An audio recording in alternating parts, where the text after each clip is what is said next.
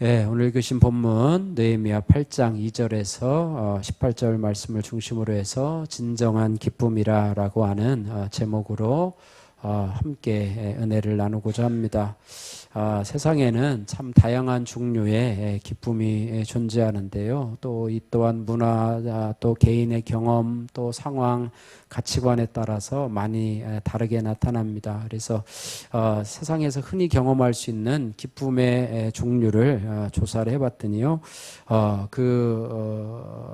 분류만 해도 한 12가지 종류가 이렇게 되더라고요. 우리가 기쁨이라고 하면 그냥 단순히 우리의 기뻐하는 것 생각할 수 있겠는데, 첫 번째는 이 감각적인 기쁨으로요. 이 오감, 우리의 시각과 청각, 또 후각, 미각, 촉각을 통해서 느끼는 기쁨이죠. 그래서 아름다운 풍경을 볼 때, 또 맛있는 음식을 먹을 때, 또 향기로운 꽃내음을 맡을 때 우리에게 주는 기쁨, 이것을 감각적 기쁨이라고 그러고, 또 하나는 성취의 기쁨 느끼죠. 시험에 합격했거나 아니면 스포츠 경기에서 우승했을 때, 또 큰 프로젝트를 완수했을 때의 기쁨들, 또 관계의 기쁨들입니다.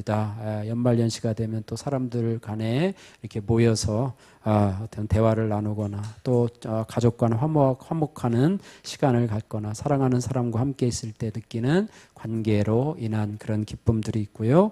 또 기부라든지 혹은 봉사, 또 남에게 선물을 주었을 때 느끼는 나눔의 기쁨이라는 것이 있고요. 또 하나는 음악을 들을 때나 그림을 그릴 때, 이를테면 예술 작품을 감상할 때 느끼는 그런 기쁨, 또 뭐 연극이나 영화에 몰입하면서 느껴지는 기쁨을 예술적인 기쁨이라고 하고요. 또 명상 중의 평온함, 또 자연 속에서 고요한 것들, 또 스스로 어쨌든 깨닫는 것, 어쨌든 내면의 평화에서 오는 기쁨이 있고, 또 미지의 세계를 탐험할 때 발견과 모험의 기쁨이 있습니다. 또 코미디 영화나 또 어떤 친구의 농담에 웃을 때 그것을 통해서 발견하는 그런 유머와 웃음으로부터 오는 그런 기쁨들도 있고요. 또 어려운 상황을 극복하거나 또 새로운 기술을 배웠을 때 성장의 기쁨들도 있고요. 또 해돋이를 볼 때, 이번에 행사로 인해서 아마 해돋이가 다 취소된 것 같아, 해맞이라고 그러죠. 해맞이가 다 취소된 것 같은데 그것을 보면서, 또 숲속을 걸으면서 바다의 파도 소리를 들으면서 어쨌든 그걸 통해서 느끼는 자연 속의 기쁨들이 있고요. 또 감사할 때 느끼는 기쁨, 또 소속감을 통해서 느끼는 기쁨, 여러 가지 기쁨들이 있는데요. 성경은요, 이런 기쁨들이 있지만은 여호와로 인한 기쁨이 진정한 기쁨이다, 이렇게 말해요. 여호와 하나님으로 인한 기쁨이 진정한 기쁨이다, 이렇게 말합니다. 오늘 저와 여러분들이 2절에서 18절까지 읽었는데요. 오늘 10절 말씀을 다시 한번 찾아서 읽어보도록 하겠습니다. 2장 10절 말씀 같이 한번 읽겠습니다. 느헤미야가 또 그들에게 이르기를 너희는 가서 살진 것을 먹고 단 것을 마시되 준비하지 못한 자에게는 나누어 주라. 이날은 주의 성일이니 근심하지 말라. 여호와로 인하여 기뻐하는 것이 너희의 힘이니라. 아마 느헤미야서를 여러분 읽어가면서 아마 이 구절이 왔으면 아마 줄을 치신 분들이 아마 대부분 있을 것이라고. 이게 딱 눈에 띄는 구절이 바로 이 구절이에요. 그죠? 여호와로 인하여 기뻐하는 것이 너희의 힘이니라라고 말씀하고 있는데요. 이 기절이 느헤미야에서도 참 별과 같이 빛나는 그런 말씀이라고 생각이 됩니다. 그래서 이 기쁨이라는 것은요, 이 히브리어로 체드바라고 하는 것인데, 위에서 설명했던 이 세속적이고 일시적인 어떤 기쁨이 아니라요, 하나님과의 교제와 또 그분의 은혜로부터 오는 영원하고 진정한 기쁨을 의미한다라고 하는 것입니다. 그래서 성경에도요, 여호와로 인한 기쁨에 대해서 여러 곳에서 설명을 해주고 있는데요. 몇 가지 살펴보면은 시편 16편 11절 말씀에 주께서 생명의 길을 내게 보이시리니 주 앞에는 충만한 기쁨이 있고 주의 오른쪽에는 영원한 즐거움이 있나이다, 이렇게 말해요. 주의 앞에는 충만한 기쁨이 있고 주의 오른쪽에는 영원한 즐거움이 있다. 다시 말하면 하나님의 임재 안에는 충만한 기쁨이 있다. 그리고 이 기쁨은 일시적인 기쁨이 아니라 영원한 기쁨이며 하나님의 임재 속에서만 경험할 수 있는 기쁨이다. 이렇게 말씀하고 있고요. 하박국서 3장 17절에 18절 말씀. 비록 무화과 나무가 무성하지 못하며 포도나무에 열매가 없으며 감람나무에 수출이 없으며 밭에 먹을 것이 없으며 우리의 양이 없으며 외양간에 소가 없을지라도 나는 여호와를 인하여 여호와로 말미암아 즐거워하며 나의 구원의 하나님으로 말미암아 기뻐하리로다. 이렇게 말하고 있습니다. 다시 말하면 외적인 상황이 아무리 힘들어도, 그죠? 외적인 상황이 아무리 힘들어도, 지금 우리나라도 참 힘든 상황 가운데, 또 갑작스럽게 사고를 당한 유가족들은 이 연말 연시에, 그죠? 연말 연시에 참 가장 그들이 안전하게 도착해서 귀국을 해서, 그죠? 연말을 같이 보내며 또 새로운 한 해를 같이 맞아야 되는 그 가족들이 그 안에 있는데 갑작스러운 죽음으로 말미암아서 어려움을 당하고, 혹시 여러분들도 지금 연말이지만 어려운 상황 가운데 있으신 분 혹시 없으십니까? 그렇다면 오늘 이 말씀을 통해서 외적인 상황이 아무리 힘들어도 하나님으로부터 오는 기쁨은 변하지 않는다. 이렇게 말해요. 그래서 하나님과의 관계로부터 오는 기쁨은 환경과 조건을 초월한 기쁨을 준다. 이렇게 말하고 있습니다. 또 이사야서 61장 10절 말씀에는 나는 내가 여호와로 말미암아 크게 기뻐하며 내 영혼이 나의 하나님으로 말미암아 즐거워하리니 이는 그가 구원의 옷을 입히시며 의의 겉옷을 내게 입히셨음이니라. 이렇게 말해요. 여기서 나오는 기쁨은 뭐냐면 구원의 확신에서부터 나오는 기쁨이라고 하는 것입니다. 구원의 확신으로부터 나오는 기쁨이라고 하는 것입니다. 그래서 이 구원의 기쁨은요, 세상의 어떤 조건도 빼앗을 수 없는 조건이라고 하는 것이죠. 또 요한복음 15장 11절 말씀에 예수님이 하신 말씀이죠. 내가 이것을 너희에게 이름은 내 기쁨이 너희 안에 있어 너희 기쁨을 충만하게 하려 함이니라. 이렇게 말해요.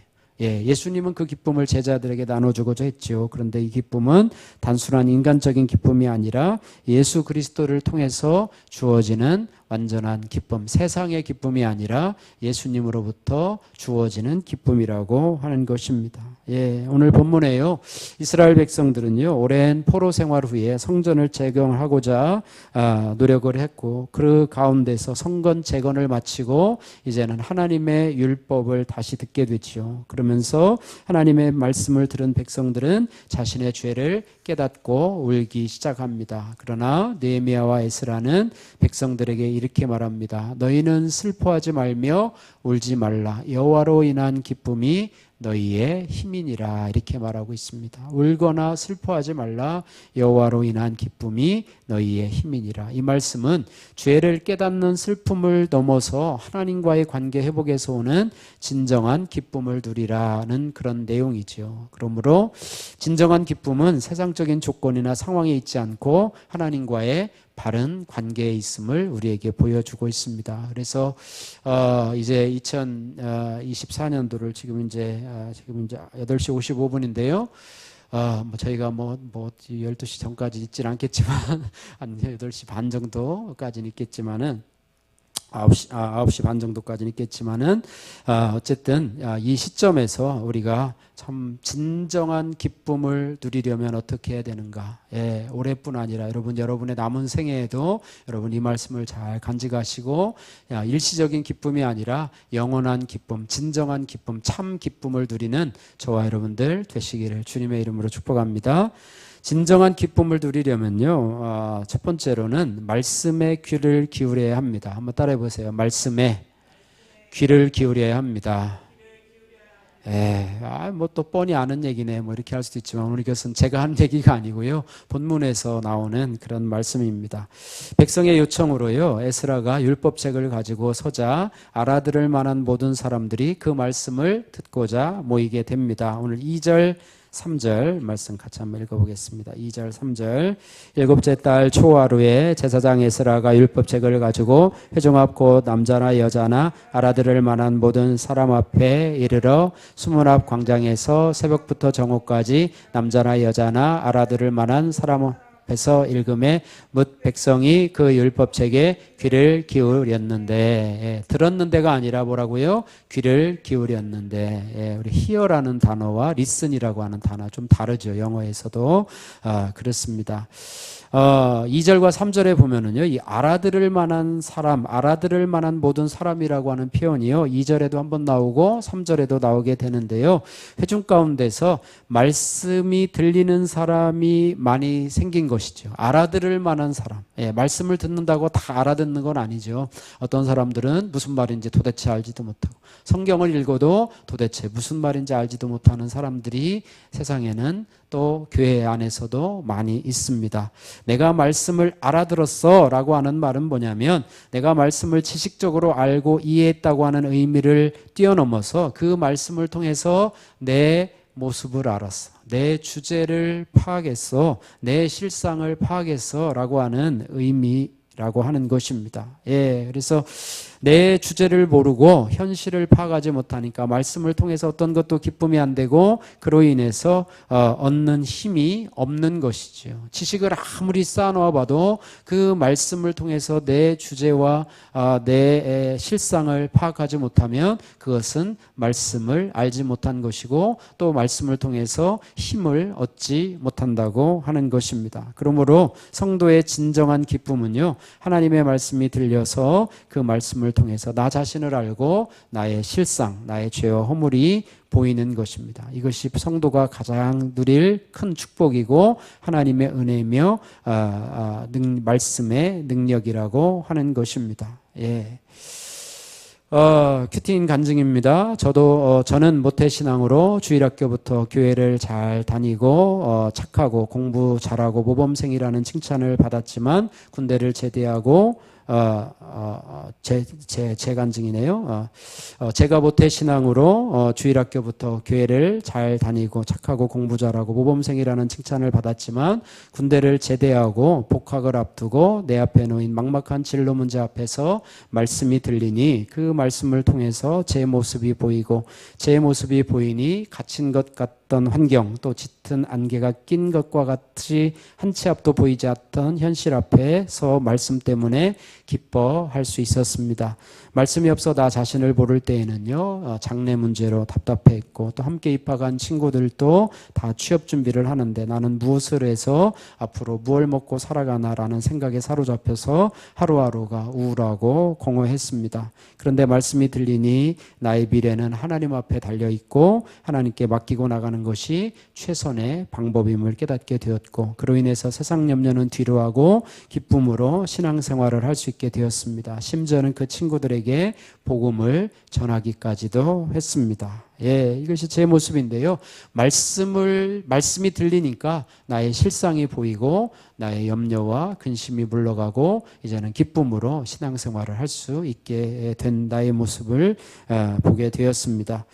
3절 말씀을 같이 한번 보겠습니다. 3절 말씀을 좀 아까 읽었는데요. 같이 한번 읽습니다. 수문 앞 광장에서 새벽부터 정오까지 남자나 여자나 알아들을 만한 모든 사람 앞에서 읽음에 뭇 백성이 그 율법책에 귀를 기울였는데. 아멘. 예, 3절을 보니요, 이스라엘 백성이 하나님의 말씀을 들은 시간이 기록이 되어 있는데요. 새벽부터 정오까지 이렇게 있다가 새벽부터 정오까지 시간은 기록이 되어 있지 않는데 새벽부터 정오까지 무려 6시간 정도를 말씀을 들었다는 그런 의미가 됩니다. 그런데 그렇게 오랜 시간 말씀을 들어도 말씀이 들리니까 지루하지 않게 되었다는 것입니다. 사도행전 20장 7절에서 12절에 보면 유두고라고 하는 청년이 나오죠. 그죠? 사도 바울의 설교를 듣다가 창가에 앉았는데 그 말씀이 지루해서 졸다가 떨어져 가지고 막 이렇게 혈전을 일으키죠. 그런데 이제 사도 바울이 가서 그를 일으켜서 이제 죽지 않았다고 해서 다시 살리는 그런 모습이 있는데요. 이 유두고라는 사람의 이름은 뭐냐면 행운하여 복된 자라고 하는 뜻입니다. 비록 말씀을 듣다가 졸아 떨어져서 죽을 위기에 처했지만 생명을 다시 얻은 행운하여 복된 자가 된 것입니다. 그래서 우리가 하나님의 말씀을 들을 때 교훈이 있는데 이것은 뭐냐면 우리의 몸과 마음이 최선의 컨디션으로 예배를 준비해야 된다. 토요일날 주일날 예배인데 토요일날 특히까지 잠을 안 자고 딴짓하거나 그러면 주일날 줄 수밖에 없는 환경이 된다. 이렇게 말하죠. 그리고 예배 시간에도 와서 그 말씀의 은혜가 될 수 있도록 미리 와서 기도로 준비하는 것, 이것도 참으로 중요하고, 반대 입장에서 설교자도 지루하지 않게 설교하는 것이 중요하겠죠. 조는 것은 반은 설교자 탓도 있는 것 같아요. 그러나 또 청중들도 좀 탓이 있는 것 같아요. 어쨌든 이스라엘 백성들은요 6시간이나 말씀을 들었는데도 지루하지 않게 그 말씀이 들리니까 그를 보게 됩니다. 에레미야 선지자는요 말씀을 듣는 기쁨을 뭐라고 얘기를 하고 있습니다. 에레미야서 15장 16절에 이렇게 말하는데요, 만군의 하나님 여호와시여 나는 주의 이름으로 일컬음을 받는 자라. 한번 따라해 보십시오. 내가 주의 말씀을 얻어먹었사오니 주의 말씀은 내게 기쁨과 내 마음의 즐거움이니이다. 주의 말씀에 귀를 기울였다는 표현을 주의 말씀을 얻어먹었다 이렇게 말해요. 음식을 받아먹은 것처럼 얻어먹었는데 그것이 뭐냐? 그것이 내게 기쁨과 내 마음의 즐거움이 되었다 이렇게 말하고 있습니다. 여러분 마음에 슬픔이 있고 울적함이 있다면 여러분 말씀을 읽으십시오. 그러면 여러분 마음에 즐거움을 주고 기쁨을 주게 될 것입니다. 그러니까 말씀을 6시간이나 들어도 시간 가는 줄 몰랐던 것입니다. 4절 말씀 보니까요, 여러 사람의 이름, 아까 우리가 읽으면서 막 이렇게 막 잘못도 있고 그랬잖아요. 여기 보니까 4절 말씀에 보니까 말씀을 전하는 학사 에스라의 오른쪽과 왼쪽에 사람이 세워집니다. 오른쪽에 선 사람 디디아라고 하는 이름의 뜻은요 여호와의 선물이라고 하는 뜻이고요, 스마는 들음과 순종이라고 하는 뜻이고요, 또한 아나야는 여호와께서 응답하셨다라는 뜻이고요, 우리야는 여호와의 등불, 힐기야는 여호와는 나의 재산, 마세야는 여호와의 사역이라는 뜻입니다. 왼쪽에 선 사람의 이름을 보니까요 이것도 좀 대단해요. 부다야라고 하는 뜻은 여호와께서 구속하셨다. 또 미사엘은 하나님은 어떤 분이신가? 또 말기야는 나의 왕은 여호와, 하숨은 부유함, 하스바다나는 친구가 되다라는 뜻이고, 스가랴는 여호와께서 기억하셨다. 무술람은 고상이라고 하는 이름의 뜻을 갖고 있다고 하는 것입니다. 어쨌든 에스라의 오른편과 왼편에 섰던 사람의 이름의 뜻을 들으니 참 대단한 사람이죠. 어떻게 보면 말씀을 가르치는 그런 좌편과 우편에 선 사람들의 그 뜻이 하나님의 말씀이 과연 그러하다라고 증명하는 것과 같습니다. 그래서 말씀을 너무너무 사랑하는 사람들이 왼편과 오른편에 모여서 에스라를 지지하고 이렇게 하는 그런 느낌을 받게 되는데요. 에스라의 오른편에 6명, 왼편에 7명, 총 13명이 에스라의 옆에서 말씀 전하는 것을 돕게 됩니다. 또 7절부터는요 13명의 레위 사람들, 또 다른 13명의 레위 사람들이 율법을 낭독하고 그 뜻을 해석해 줍니다. 7절 말씀도 한번 같이 한번 읽겠습니다.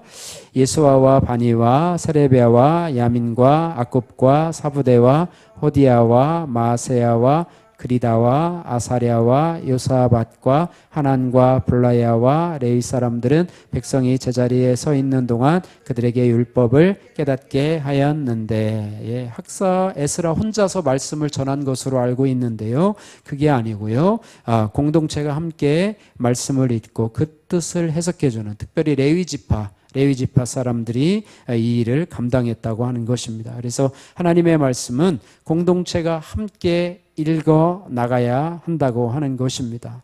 또 삶으로 깨달은 말씀을요 입으로 간증해서 다른 사람들이 깨달을 수 있도록 도와줘야 됩니다. 그럴 때 하나님의 기쁨이 충만하게 된다 이렇게 말씀하고 있습니다. 그래서 우리 교회도 이제 내년에는 이제 큐티를 더 이제 잘하게 될 줄로 믿는데요.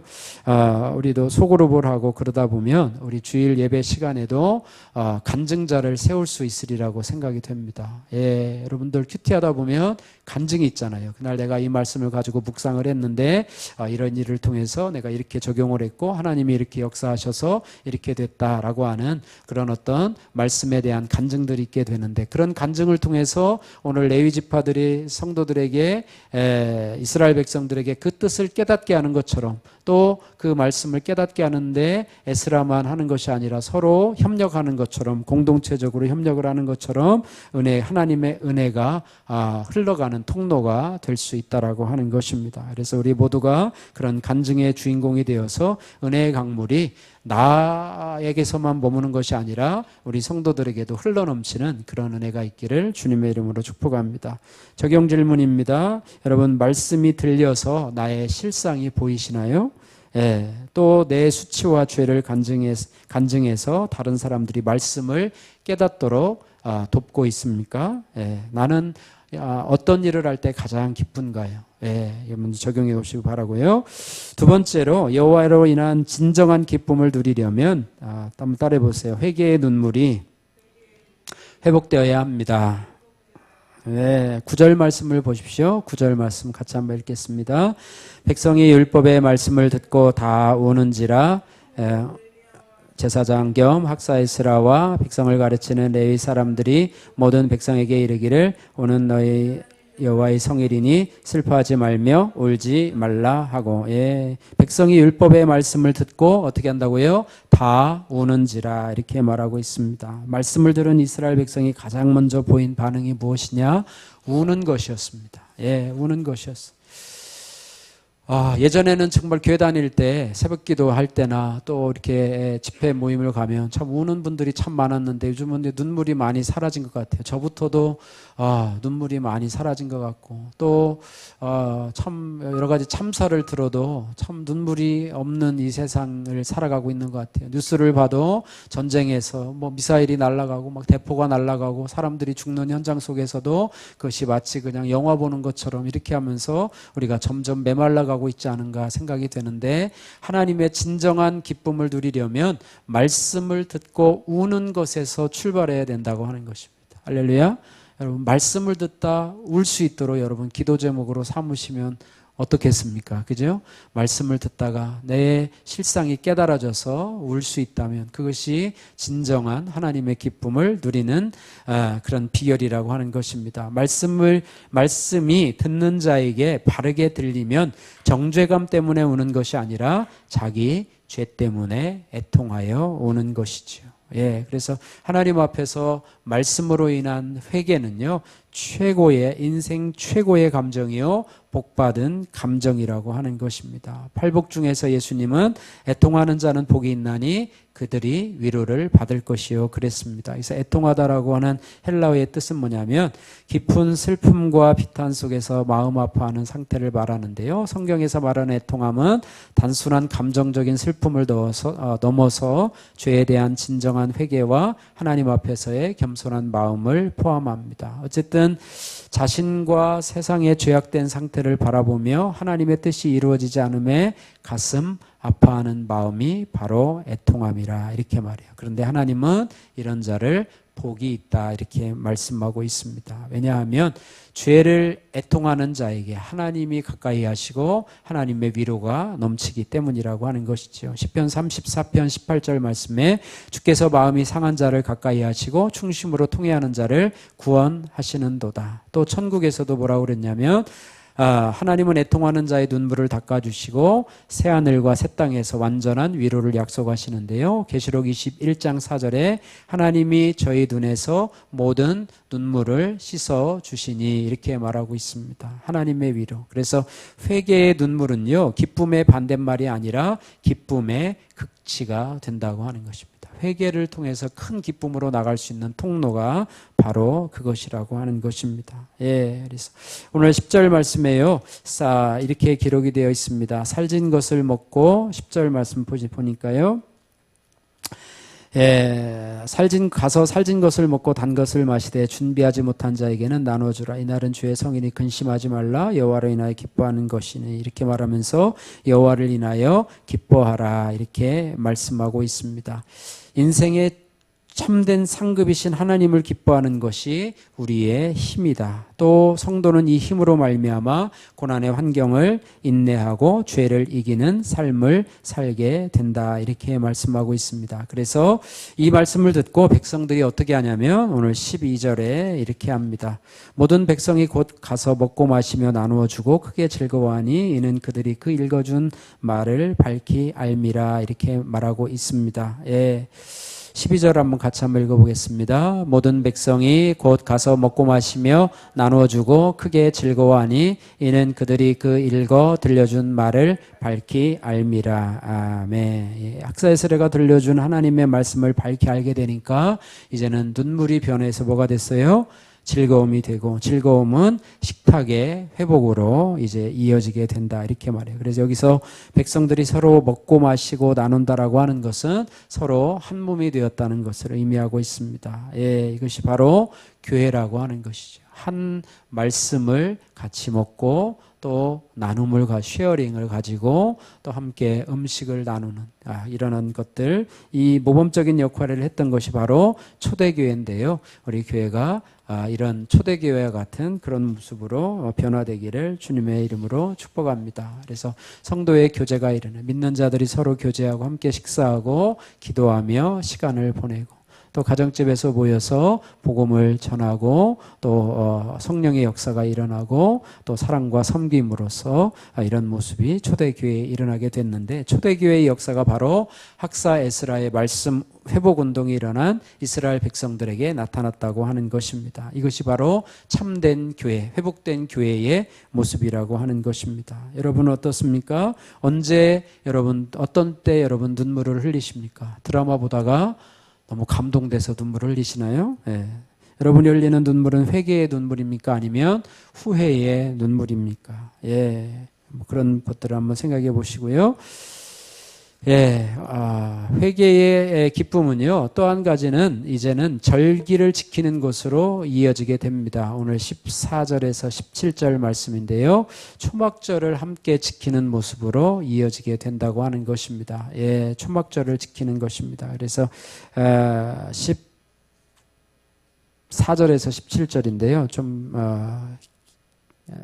길기는 하지만 14절 한 절만 한번 읽겠습니다. 율법에 기록된 바를 본즉 여호와께서 모세를 통하여 명령하시기를 이스라엘 자손은 일곱째 달 절기에 초막에서 거할지니라 하였고, 예, 그리고 15절에 보니까 산에 가서 나무를 가져다가 초막을 지으라 이렇게 하고 있고요. 또 나뭇가지를 가져다가 초막을 짓습니다. 16절에 또 사로잡혔다가 돌아온 회중이 17절에 다 초막을 짓고 그 안에 거하니 눈의 아들 여호수아 때로부터 그날까지 이스라엘 자손이 이같이 행한 일이 없었으므로 이에 크게 기뻐하고, 그러니까 그동안에 중지되었던 초막절이 이제는 다시 회복이 되게 되었다 이렇게 말씀하고 있습니다. 초막절은요 6월절 오순절과 함께 이스라엘 3대 절기 중에 하나인데요, 출애굽 이후에 초막을 짓고 생활하던 광야 생활을 기억하며 지키는 그런 절기라고 하는 것입니다. 어쨌든 하나님의 말씀이 발견되고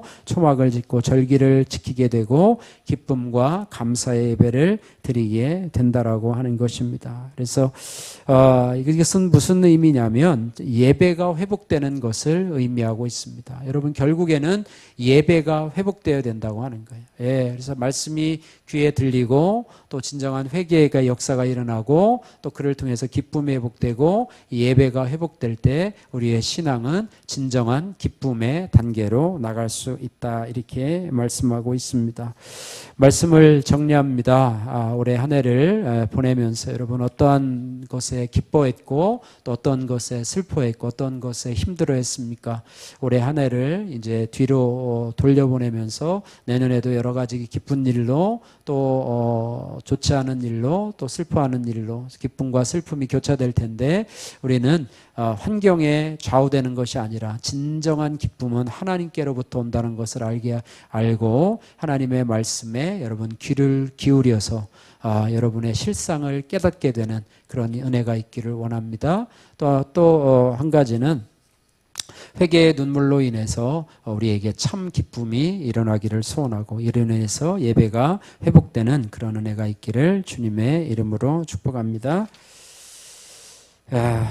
기도하겠습니다. 사랑의 하나님 아버지 감사합니다. 하나님 아버지 이제 2024년도를 또 보내면서 우리에게 진정한 기쁨이 무엇인지를 우리가 살펴보게 됩니다. 하나님 아버지 우리가 말씀을 알아듣는 회중이 될 수 있도록 도와주옵소서.